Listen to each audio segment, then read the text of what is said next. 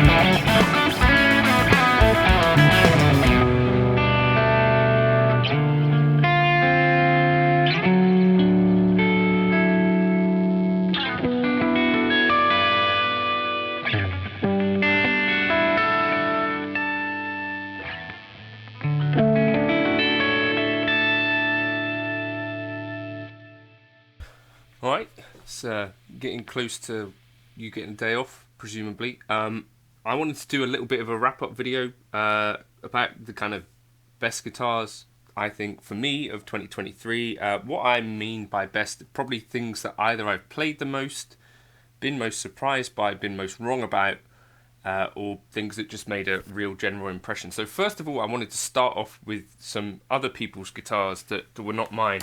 So this year I got to play Jake's Murphy Lab. Now this is obviously an incredibly expensive guitar, and I think actually the Andertons video did a little bit of damage to me, to the mythology of like the Murphy thing. I don't know if you feel the same, but there was an Andertons kind of Gibson tour, and yeah, the less I know about how a Murphy Lab guitar is made, the better, as it turns out. But anyway, so that guitar feels really great. The main difference to me, feel-wise, between like the super high-end custom shop stuff and the lower-end Gibson stuff, which is obviously still expensive and still can be really good guitars, the frets are way smaller and the binding is way thinner, as well as you have like red dots, like they're, you know, fake tortoiseshell dots along the side of the neck, which actually is kind of cool when you look at it up close. But yeah, that guitar, really, really lovely, really lightweight, plays beautifully, and doesn't feel like a more modern Les Paul. Like the specs just are a bit different. This one here, this belongs to Tony. It's two guitars of Tony's actually that really made an impression on me this year. This is the 5310 limited edition. This just feels like a really great guitar to play. It's got action set a little bit higher than usual. Tony unfortunately has taken out the treble bleed, which for me, I really love the PRS treble bleed because it makes the humbuckers for me a little bit more usable. And I find that with a treble bleed, when I dial stuff back, I get, I think, some of my favourite tones out of these humbucker style guitars, especially on the coil split. But this thing just feels great. this is the only part about PRS guitars that I don't really like anymore. The birds I've changed my mind on, given that that's a tribute to his mum, which is cool. I also got a Christmas card from PRS this year, which is odd. They must have seen the horse meat video that I did. But anyway, yeah, this one, really nice, lightweight, and I think looks amazing. Probably like one of my favourite looking PRSs that I've ever seen. Cheers, Tony. Another one that I wasn't really expecting to like was the Ibanez Joe Satriani JS 1200. I think this was from about the first year that they produced them. That guitar, to me, just feels like the perfect shred guitar, but with a slightly more sensible neck and without the spiky looks. I really, really like that guitar, and also some clever mods like the treble bleed. You can switch in or out. I say mods is what is on the guitar, but is in mods compared to like a typical guitar. So you can pull the volume pot, I think it is, for the treble bleed to switch that out of the circuit if you don't like treble bleeds, or leave it down to have it in. It's pretty clever in that way. Gigging, I've actually sort of come round to the idea of playing a Telecaster live, so I've got this one in my gig bag. I think that's probably what I've fairly commonly been using for the gigs this year. I've got this one and also the Twatcaster that I made in 2015. The only downside for a Telecaster live for me is that you've got the 21 frets, and I, at one point in a gig, kind of could do with the 22nd one being there. But what I'm really liking about the Telecaster live is the kind of snappiness of it, the light feeling of it. It's really comfortable to play live, and sort of stability is one of the other things that sort of comes to mind with it. This is a K-Line Truxton, which is, of course, his version of a Tele. The guitar that most surprised me this year, and basically has turned around my opinion on PRS quite a lot, is the PRS SE DGT. I'm a huge fan of that instrument, and Tony at the moment is borrowing it, but I really like everything about that guitar. I've got a bit more used to the controls on it. That's the only kind of thing about it that I'm not so sure on, is like, having the volumes the wrong way around. So basically the one nearest to the neck pickup controls the bridge pickup, and the one nearest to the bridge pickup controls the neck. That's the one thing that catches me out a bit on that guitar. And then other than that, a really fantastic instrument. I had a tiny bit of tuning stability issues on one gig where I did like a high bend and then hit the whammy like a Burke.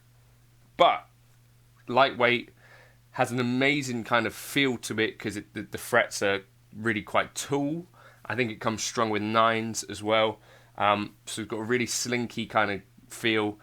The trem is pretty stable generally, and the pickups to me sound really good, and the cleanup on that guitar is probably the best out of any guitars that I've got. So the PRS SE DGT, my opinion on that really did change from the announcement of it. I first thought this is kind of just an expensive guitar.